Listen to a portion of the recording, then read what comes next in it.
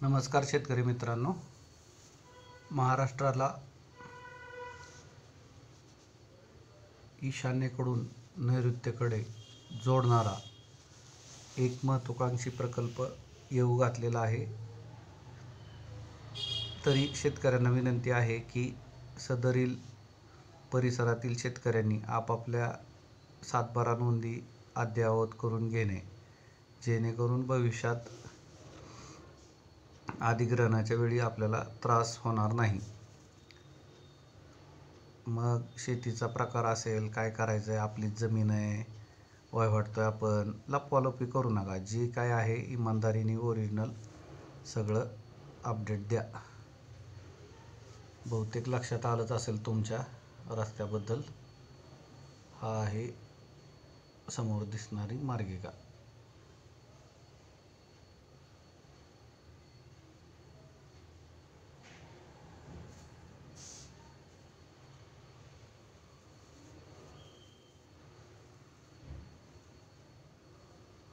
पूर्ण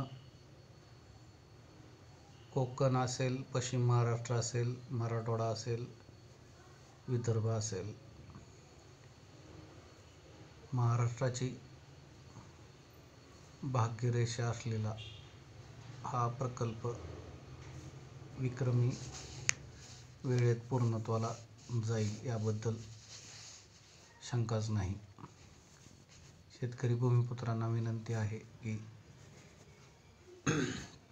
मार्गिकेच्या पंचक्रोशीतील शेतकऱ्यांनी त्यांचे सर्व कामे उरकून घ्यावीत. आता आपण सुरुवात करत आहोत.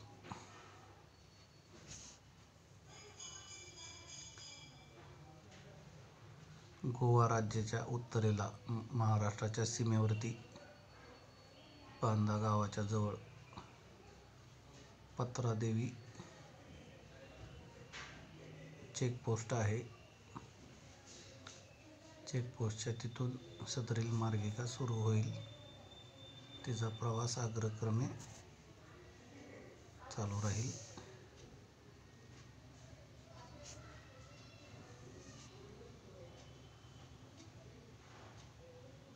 ज्याने त्याने आपापले गावे पाहून घ्यावेत आणि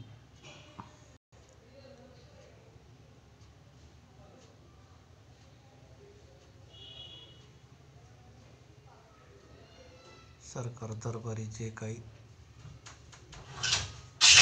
कामे राहिलेली असतील ते पूर्ण करून घ्यावीत.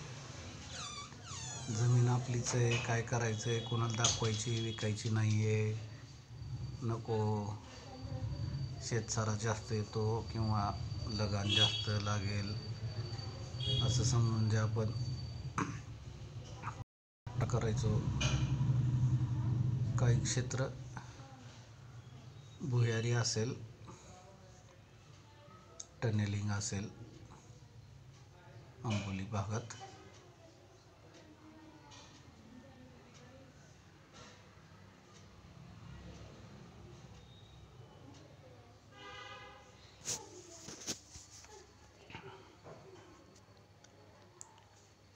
मार्गिका जात आहे. जमीन अधिग्रहणात एकरी भाव किती असेल, काय असेल, एकरी भाव वगैरे काही तसं महत्त्वाचं नसतं. सगळ्यात महत्त्वाचं हे धरणाचं काम चालू आहे. संबंधित लोकांनी लक्ष द्यावं.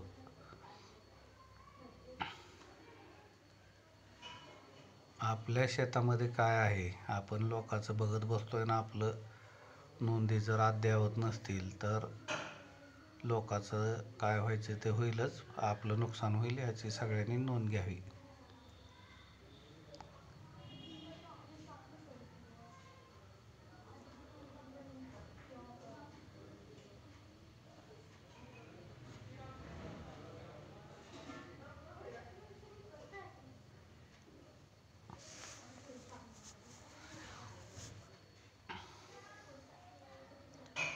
आमच्या इकडं आपण भले आपलं काम भले मन आहे आणि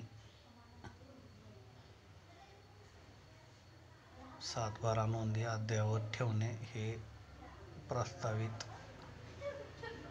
अधिग्रहणातील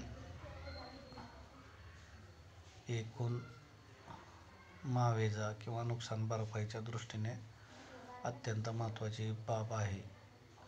परत माहीत पडतं की आपला बागायत क्षेत्र होतं, आपण तिथं विहीर किंवा बोरची नोंदच घेतलेली नाही, त्यामुळं ते सरकार दरबारी शुष्क क्षेत्र म्हणूनच राहिलेलं आहे. किंवा काही बांधकामं असेल त्याची नोंद घेतलेली नसेल, किंवा पाईपलाईन असेल त्याची नोंद घेतलेली नसेल, बोर असेल, विहीर असेल, शेड असेल, चाळ असेल, गोठा असेल, फळबागा असतील, वनझाडं असतील, जे काय आहे तर हे कुठं काय परग्रहावरती नाही आहे, हे आपल्या पृथ्वीवरती आणि जमिनीवरतीच आहे. तर जे काही नियमावली शासनाची लागू आहे तर त्या नियमावलीप्रमाणे सर्व नोंदी अद्ययावत ठेवणे अत्यंत महत्त्वाचे आहे, जेणेकरून मूल्यांकन म्हणून किंवा एकूण नुकसान भरपाई म्हणून जो विषय सगळ्याच्या आवडीचा अगदी महत्त्वाचा विषय आहे, तर त्या हिशोबाने मात्र सगळ्यात महत्त्वाची पहिली आणि शेवटी बाब तुम्हाला कोणी वाचवणार नाही तुमच्या सातबाऱ्याशिवाय आणि त्याच्यावरील नोंदीशिवाय. सरकार दरबारी तलाठी असतील, तहसीलदार असतील, ज्या ज्या लेवलचं काम आहे त्या त्या लेवलला उरकून घेणे. बाकी कुणी तुम्हाला कोणाच्याही भूलथापांना बळी पडू नये.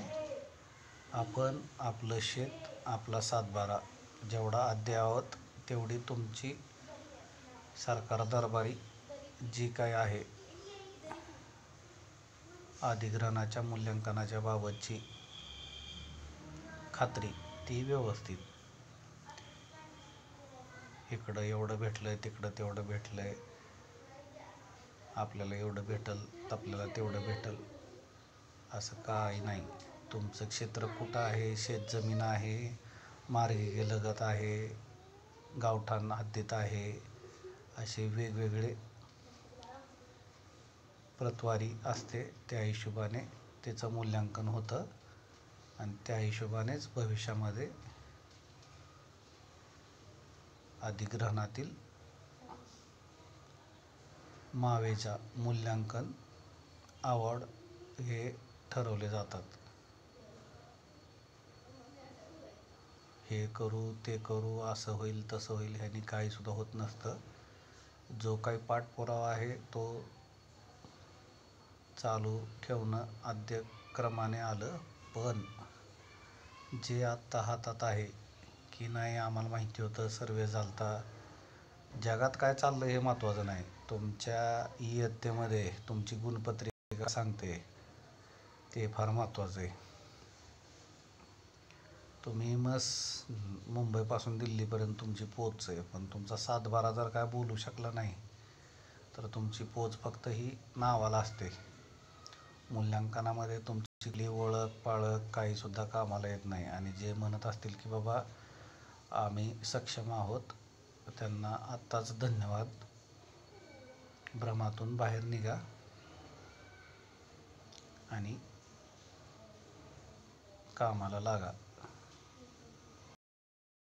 म्हणताल की बाबा मग हा सरकारचा फायदा होईल नाही का, त्यांना किती महसूल जमा होईल वगैरे. तर तुम्हाला जर वाटत असेल की भविष्यामध्ये ताबडतोब मूल्यांकनामध्ये निश्चिती व्हावी, तर त्या अनुषंगाने ह्या सर्व बाबी महत्त्वाच्याच आहेत आणि ह्या आद्यक्रमाने पूर्ण होणे ह्या गरजेच्या आहेत. अन्यथा जे काही नाहक परिस्थिती ओढावेल त्याला जिम्मेदार फक्त आणि फक्त शेतकरी, भूमिपुत्र, जमीन मालक, कष्टकरी म्हणून आपण स्वतः जिम्मेदार असाल. त्यावेळेस तुम्ही कोणालाही तिथं दोषी किंवा कारणीभूत धरू शकत नाही, ना प्रशासनाला ना प्राधिकरणाला. हां, याच्यानंतरही जे काय असेल तर ते कायद्याप्रमाणे तुमचं गाऱ्हाणं सरकार दरबारी मांडता येईल. पण जाऊन द्या, काय करायचं आहे ना, आपल्याला कोणाला दाखवायला जायचं आहे. तसं जर का काही तुमची ग्रह असेल किंवा मानसिकता असेल आणि उद्या जर का काही दगाफटक्याची शक्यता बळावली, तर त्या परिस्थितीमध्ये सर्वस्वी जिम्मेदार आपण स्वतः शेतकरी, भूमिपुत्र, जमीन मालक म्हणून असाल. तरी सर्वांना विनंती आहे की 7/12 आपल्या सरकार दरबारच्या नोंदी अद्ययावत ठेवा. कुणाच्याही कसल्याही आमिषाला बळी पडू नका, कुणाच्याही भरोश्यावर राहू नका. आपला 7/12 हाच आपला भविष्याचा शिल्पकार आहे, हे विसरू नका.